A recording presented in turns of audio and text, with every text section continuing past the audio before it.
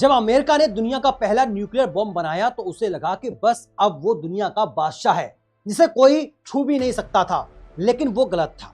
उस एक धमाके ने दुनिया में एक खतरनाक रेस शुरू कर दी थी और आज दुनिया में 10 ऐसी कंट्रीज हैं जिनके पास न्यूक्लियर बॉम्ब बनाने का कोड है।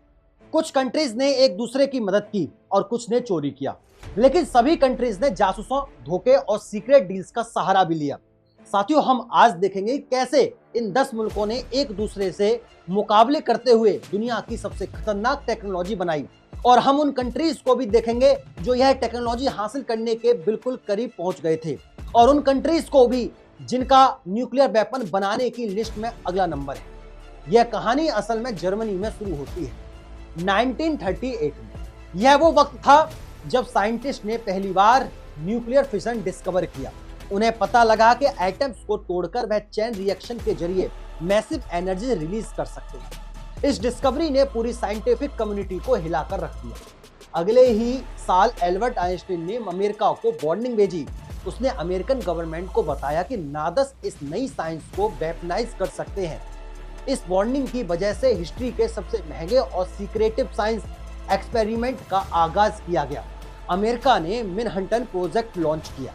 यह एक मैसिव ऑपरेशन था जिसमें अमेरिका, यूके और कनाडा के साइंटिस्ट शामिल थे। उन्होंने अपनी पूरी जीडीपी का तकरीबन 1% इस एक गोल पर खर्च कर दिया था। वह जानते थे कि उनके मुकाबले में जर्मन्स है जो इस प्रोग्राम पर ऑलरेडी काम कर रहा था, लेकिन जर्मन्स को बहुत कम कामयाबी मिल रही थी। जर्मनी ने मई 1945 में सरेंडर कर दिया और तब तक उसने न्यूक्लियर बॉम्ब तैयार नहीं किया था। लेकिन फिर जुलाई 1945 में दुनिया हमेशा के लिए बदल गई। American president Harry Trueman, Joseph Stalin और विंस्टन चर्चिल पोट्सडम कॉन्फ्रेंस में वर्ल्ड वार 2 के बाद की दुनिया का डिजाइन डिस्कस कर रहे थे। उसी मीटिंग में हैरी ट्रूमैन को एक सीक्रेट मैसेज मिला कि न्यू मैक्सिको में ट्रिनिटी टेस्ट कामयाब हो चुका है। अमेरिका अब न्यूक्लियर पावर बन चुका है। प्रेसिडेंट ट्रूमैन ने स्टॉलिन को बताया कि अब अमेरिका के पास न्यूक्लियर बॉम्ब आ गया है। वो एक्सपेक्ट कर रहे थे कि स्टॉलिन हैरान होंगे, लेकिन स्टॉलिन ने सिर्फ सिर हिला दिया और कहा कि उन्हें उम्मीद है कि अमेरिका इसे जापान के खिलाफ अच्छी तरह यूज करेगा। ट्रूमैन नहीं जानते थे कि स्टॉलिन को पहले ही इस बात का पता था। साथ ही सोवियत यूनियन के जासूस मैनहट्टन प्रोजेक्ट के अंदर तक घुसे हुए थे।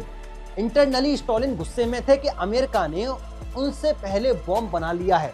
अगस्त में अमेरिका ने जापान पर 2 न्यूक्लियर बॉम्ब गिराए और सेकेंड वर्ल्ड वॉर खत्म कर दी। लेकिन इन धमाकों का धुआं जैसे ही छटा, एक नई रेस शुरू हो चुकी थी। Soviet union nuclear club join करने वाला दूसरा मुल्क बन गया। उन्होंने अपनी रिसर्च 1941 में ही शुरू कर दी थी। वे तभी अलर्ट हो गए थे जब उन्होंने नोटिस किया कि अमेरिकन और ब्रिटिश साइंटिस्ट ने अचानक न्यूक्लियर फिजिक्स पर पेपर्स पब्लिश करना बंद कर दिया है। उन्हें रियलाइज हो गया कि काम अब अंडरग्राउंड हो चुका है। जापान में तबाही देखने के बाद सोवियत प्रोग्राम ने फुल स्पीड पकड़ ली। उन्होंने अमेरिकन से बहुत ज्यादा डेटा चोरी किया, लेकिन एक मसला था, वो बहुत शकी थे। उन्हें डर था कि अमेरिकन डबल एजेंट उन्हें नुकसान पहुंचाने के लिए गलत डाटा फीड ना कर दे। इसी वजह से उन्होंने चोरी शुदा डिजाइन पर पूरा भरोसा नहीं किया था। उन्होंने जर्मन साइंटिस्ट को पकड़ा और उनके साथ यह सारी रिसर्च वेरीफाई कर डाली। वो उससे कई ज्यादा स्पीड से आगे बढ़े जितना बेस्ट एक्सपेक्ट कर रहा था। साथियों, 1949 में सोवियत ने कजाकिस्तान में आरडीएस बम डेटोनेट किया और अमेरिकन मोनोपोली को खत्म कर दिया। इस कोल्ड वॉर में हथियारों की दौड़ अब ऑफिशियली शुरू हो चुकी थी। आप अज्यूम कर रहे होंगे कि तीसरा मुल्क शायद यूनाइटेड किंगडम होगा। आखिर ब्रिटिश अमेरिकन के दोस्त थे। उन्होंने ट्यूब एलॉयस के नाम के प्रोजेक्ट्स में पहले ही काफी ग्राउंड वर्क किया हुआ था, पर क्वेक एग्रीमेंट के मुताबिक उन्हें यह सारी रिसर्च अमेरिका को देनी पड़ी। इस एग्रीमेंट में लिखा था कि दोनों मुल्क आपस में टेक्नोलॉजी शेयर करेंगे, लेकिन 1946 में अमेरिका ने उस एग्रीमेंट को हवा में उड़ा दिया। उसने एक लॉ पास किया जिसने न्यूक्लियर इन्फेक्शन के एक्सचेंज को कट ऑफ कर दिया था। वो न्यूक्लियर सीक्रेट्स को सिर्फ अपने तक रखना चाहते थे। ब्रिटेन शॉक्ड रह गए। उन्हें एहसास हुआ कि वर्ल्ड पावर रहने के लिए उन्हें खुद ही कुछ करना पड़ेगा। उनके पास अभी भी दुनिया की सबसे ज्यादा यूरेनियम सप्लाई थी और साथ में नॉलेज पूरी थी। उन्होंने बहुत तेज काम किया। 1952 में यूके ने ऑस्ट्रेलिया के साहिल पर अपना पहला बॉम्ब डेटोनेट किया, जिसे ऑपरेशन हैरिकेन का नाम दिया गया, और इस तरह ब्रिटेन भी न्यूक्लियर कंट्री बन गया। लेकिन अब गेम बदल रहा था। जो बॉम्ब जापान पर गिराए गए थे वो फिजन बॉम्ब थे। अब 1950 में साइंटिस्ट किसी ऐसी चीज पर काम कर रहे थे जो इससे कहीं ज्यादा खतरनाक थी। वो थर्मल न्यूक्लियर वेपन बना रहे थे, जिन्हें हाइड्रोजन बॉम्ब भी कहते हैं। एटम्स को तोड़ने की बजाय ये बॉम्ब उन्हें आपस में फ्यूज करके बनाए जाते थे। ये बॉम्ब हिरोशिमा पर गिराए गए बॉम्ब से सैकड़ों गुना ज्यादा ताकतवर थे। ओपन हाइवर जैसे साइंटिस्ट ने गवर्नमेंट को रिक्वेस्ट की कि उन्हें मत बनाओ। उन्होंने वार्निंग दी कि यह इंसानियत को तबाही की तरफ ले जाएंगे, लेकिन प्रेसिडेंट ट्रूमैन ने उन्हें इग्नोर कर दिया। 1952 में अमेरिका ने आईबी माइक टेस्ट किया। यह पहला हाइड्रोजन बॉम्ब था। सोवियत ने 1955 में और ब्रिटिश ने 1957 में हाइड्रोजन बॉम्ब टेस्ट कर लिया था। इंसानों का डिस्ट्रैक्शन पोटेंशियल अब 1000 गुना बढ़ चुका था। न्यूक्लियर बॉम्ब बनाने वाला चौथा कंट्री फ्रांस था। फ्रांस स्विस क्राइसिस के दौरान बहुत शर्मिंदा हुआ था और उसे लगा कि सुपर पावर्स उसे दबा रहे हैं। उसने फैसला किया कि उसे अपना खुद का डिफेंस चाहिए ताकि उसे एक यूरोपियन सुपर पावर माना जाए। अमेरिका फ्रांस के न्यूक्लियर रखने के सख्त खिलाफ था। उसने बहुत ड्रेस करने की कोशिश की, लेकिन प्रेसिडेंट चार्ल्स डिगोल डटे हुए थे। उन्होंने यह कहा कि न्यूक्लियर वेपन फ्रेंच सोवेनिटी के लिए बहुत जरूरी है। फ्रांस ने अफ्रीका में अपनी कॉलोनीज जैसे मेडागास्कर और कैबोन से यूरेनियम सोर्स मंगवाना शुरू किया। फ्रांस अभी भी वर्ल्ड वार 2 की तबाही से रिकवर कर रहा था, लेकिन उसके साइंटिस्ट ने बहुत मेहनत की। 1960 में फ्रांस अल्जीरिया के सहारे डेजर्ट में गया और उसने वहां अपना पहला न्यूक्लियर बॉम्ब डेटोनेट किया, जिसे जेल बॉयज ब्लू कहा गया। इस धमाके ने वॉशिंगटन और पूरी दुनिया को एक मैसेज दिया कि फ्रांस को अब प्रोटेक्शन के लिए अमेरिकन मिलिट्री की जरूरत नहीं है। पांचवा मुल्क चाइना था साथियों। चाइनीज अमेरिकन के खिलाफ डिफेंस चाहते थे। शुरू में सोवियत यूनियन ने उनकी मदद की। वो चाइना को एक साथी कम्युनिटी कंट्री समझते थे, लेकिन फिर रिलेशन खराब हो गए। असल में सोवियत लीडर गुरुसेव ने स्टालिन की लेगेसी को क्रिटिसाइज करना शुरू किया।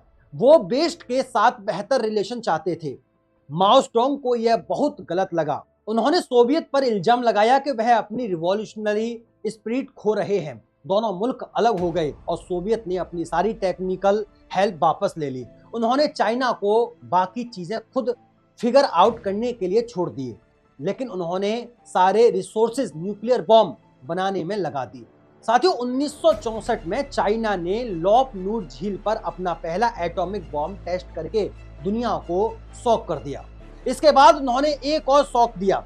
सिर्फ 2.5 साल बाद उन्होंने हाइड्रोजन बॉम्ब भी टेस्ट कर दिया। यह किसी भी कंट्री की तरफ से बेसिक फ्यूजन बॉम्ब से एडवांस फ्यूजन बॉम्ब तक जाने की सबसे तेज डेवलपमेंट थी। इस लिस्ट में छठा मुल्क सबसे ज्यादा मिस्टीरियस है और वो है इजराइल। आज तक इजराइल ने ऑफिशियली कभी एडमिट नहीं किया कि उसके पास न्यूक्लियर वेपन्स है। इस मामले में वो खामोशी रखता है। 1950 में इजराइल ने नेगेव डेजर्ट में फ्रांस की मदद से एक सीक्रेटिव न्यूक्लियर फैसिलिटी बनाना शुरू की। अमेरिकन ने यह कंस्ट्रक्शन साइट स्पॉट कर ली। प्रेसिडेंट जॉन एफ कैनेडी बहुत परेशान हुए और उन्होंने इस प्लांट की इंस्पेक्शन की डिमांड की। इजरायलीज ने टाल मटोल किया और कुछ नहीं बताया। उन्होंने अंडरग्राउंड बॉम्ब मेकिंग फैसिलिटीज को छुपाने के लिए फेक बॉल्स और हिडन एलिवेट्स बनाए। जॉन एफ कैनेडी इजराइल को रोकने से पहले ही मर गए और उनके बाद आने वाले लिंडन बी जॉनसन काफी प्रो इजराइल थे। माना जाता है कि 1967 तक इजराइल के पास न्यूक्लियर बम आ चुका था। दुनिया को इसकी कंफर्मेशन बहुत सालों बाद 1986 में मिली। मसाई बिनू नाम के एक टेक्नीशियन ने सीक्रेट इजरायली फैसिलिटी में काम किया था। उसने वहां की फोटो ली और उन्हें मुल्क से बाहर स्मगल करने ले गया। उसने यह स्टोरी एक ब्रिटिश न्यूज़पेपर को दी, लेकिन इससे पहले कि स्टोरी पब्लिश हो सकती, इजरायली सीक्रेट सर्विस मोसाद उस तक पहुंच गए। उन्होंने एक ट्रैप लगाया। एक फीमेल एजेंट ने लंदन में अमेरिकन टूरिस्ट होने का नाटक किया। उसने बनूनों के साथ फ्लर्ट किया और उसे अपने साथ रोमांटिक वीकेंड के लिए रोम चलने पर कन्वीनेंस कर दिया। जैसे ही वह रोम पहुंचा, उसे ड्रग दिया गया, किडनैप किया गया और वापस इजराइल शिफ्ट कर दिया गया। उन्होंने वहां 18 साल जेल में गुजारे। उसकी कुर्बानी की वजह से दुनिया को पता लगा कि इजराइल वाकई एक न्यूक्लियर पावर था। सातवां मुल्क दोस्तों, सातवां मुल्क है इंडिया। इंडिया सराउंडेड था, ताकतवर दुश्मनों के बीच ट्रैप फील करता था। वो 1962 में चाइना से जंग हार चुका था और दूसरे बॉर्डर पर अपने राइवल पाकिस्तान के साथ लगातार लड़ रहा था। इंडिया ने कनाडा से लाए गए एनर्जी रिएक्टर में रिसर्च प्रोग्राम शुरू किया। इंडिया ने क्लेम किया कि वो बॉम्ब नहीं बना रहे, लेकिन 1974 में उन्होंने रेगिस्तान में एक टेस्ट किया। उन्होंने इसे पीसफुल न्यूक्लियर एक्सप्लोजन कहा और इसका कोड नेम स्माइलिंग बुद्धा था। दुनिया में एक खलबली मच गई।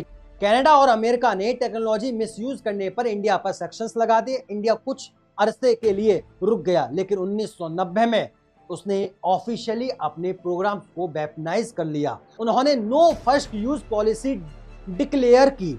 इसका मतलब है कि वो वादा करते हैं कि वो न्यूक्लियर तब तक यूज नहीं करेंगे जब तक कोई और पहले इंडिया पर न्यूक्लियर बॉम्ब यूज न करे।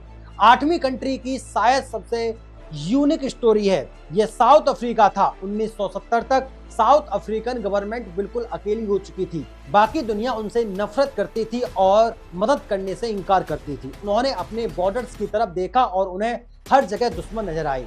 मंगोला जैसे पड़ोसी मुल्क कम्युनिटी कंट्रोल में जा रहे थे। उन्होंने फैसला किया कि उन्हें अल्टीमेट इंश्योरेंस पॉलिसी चाहिए। उनके पास बहुत ज्यादा यूरेनियम रिजर्व था और उन्हें यूज करना शुरू किया।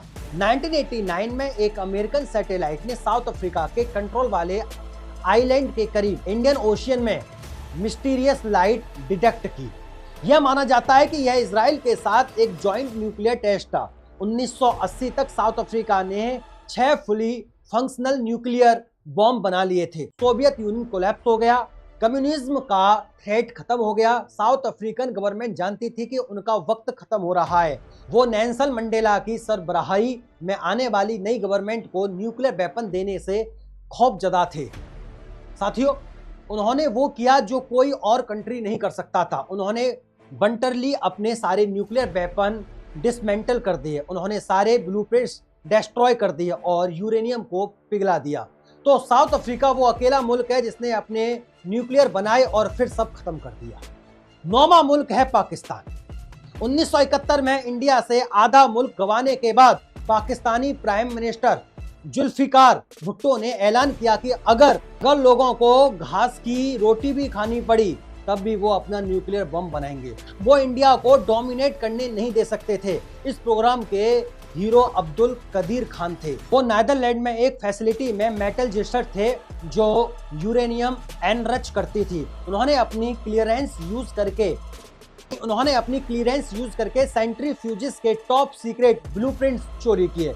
उन्होंने यह सारे डिजाइन याद किए, उन्हें कॉपी किया और उन्हें वापस पाकिस्तान ले आए। इन डिजाइन्स ने उन्हें एक जबरदस्त हेड स्टार्ट दिया।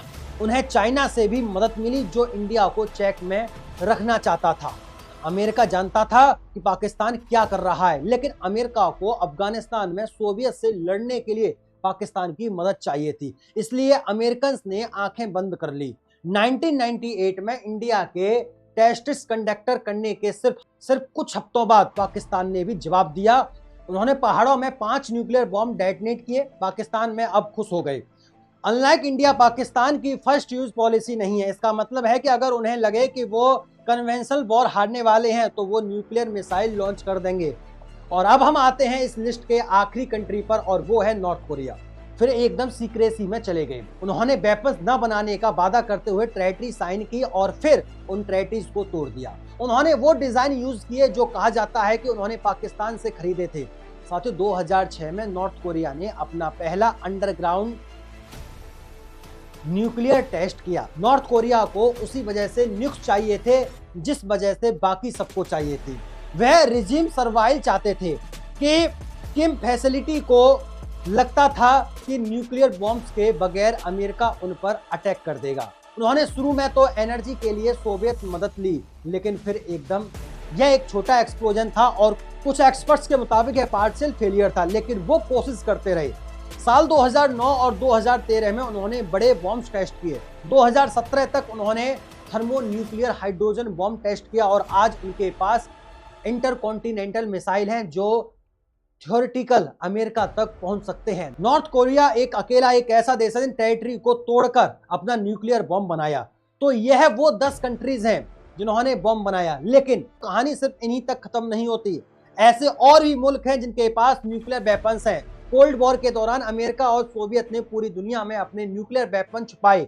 अमेरिकन न्यूक्लियर आज भी बेल्जियम, जर्मनी, इटली, नीदरलैंड और तुर्की में पड़े हैं। रशिया ने अभी रिसेंटली टेक्निकल न्यूक्लियर वेपन वापस बेलारूस में मूव किए हैं। हमें उन मुल्कों को भी देखना होगा जिन्होंने कोशिश की और फेल हो गए। आपको जानकर हैरत होगी कि कितने कंट्रीज न्यूक्लियर बॉम्ब बनाने के करीब थे। अर्जेंटीना और ब्राजील के पास मिलिट्री प्रोग्राम्स थे जो उन्होंने अबंडन कर दिए। स्वीडन और स्विट्जरलैंड ने भी इस पर गौर किया था, लेकिन सबसे वॉलेटाइल रीजन हमेशा से मिडिल ईस्ट रहा है। इराक के पास सद्दाम हुसैन के दौर में अपना न्यूक्लियर प्रोग्राम था। 1981 में इजराइल ने ऑपरेशन ओबरा लॉन्च किया और इराकी रिएक्टर पर एयर स्ट्राइक करके उसे तबाह कर दिया। 2007 में इजराइल ने यह दोबारा किया। उन्होंने सीरिया में एक सीक्रेट फैसिलिटी पर बॉम्ब गिराया जो नॉर्थ कोरिया की मदद से बनाई जा रही थी। इजराइल के लिए अब मसला ईरान है। ईरान सालों से यूरेनियम इनरच कर रहा है। इजराइल और वेस्ट ने ईरान के न्यूक्लियर प्रोग्राम को टारगेट करके पीछे ढकेल दिया है।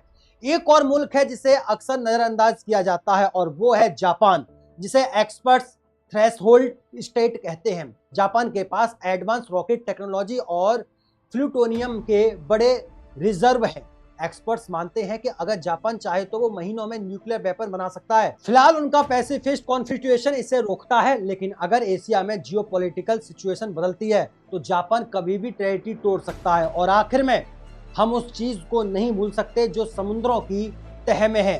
टेरिटरीज और इंस्पेक्शन जमीन पर फोकस करती है, लेकिन न्यूक्लियर कंट्रीज की असल ताकत समुद्र सबमरीन्स ऑपरेट करते हैं। यह सबमरीन्स महीनों तक पानी के अंदर रह सकती हैं और इन्हें ट्रैक करना नामुमकिन है। यह इंश्योर करती हैं कि अगर मुल्क मैप से मिट भी जाए तो उनकी सबमरीन दुनिया में कहीं से भी स्ट्राइक लॉन्च कर सकती हैं। यह म्यूचुअली असोर्ड डिस्ट्रक्शन का कंसेप्ट है। यह वही डेंजरस लॉजिस्टिक है जिसने 80 सालों से अमन कायम रखा हुआ है। यह टेक्नोलॉजी जो जर्मनी में एक लेबोरेटरी में शुरू हुई थी, अब मैप के हर कोने में फैल चुकी है। हमने न्यूक्लियर क्लब को सिर्फ एक मेंबर से ग्रो होकर 10 तक जाते देखा है। यह टेक्नोलॉजी तो पुरानी है, लेकिन इसके ब्लूप्रिंट्स हर तरफ मौजूद हैं।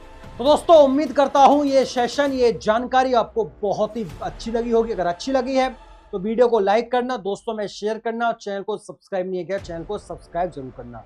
अगर ऐसे ही अपडेट के साथ अगर आप दूसरी वीडियो देखना चाहते हैं तो कमेंट बॉक्स के माध्यम से हमें जरूर बताइएगा।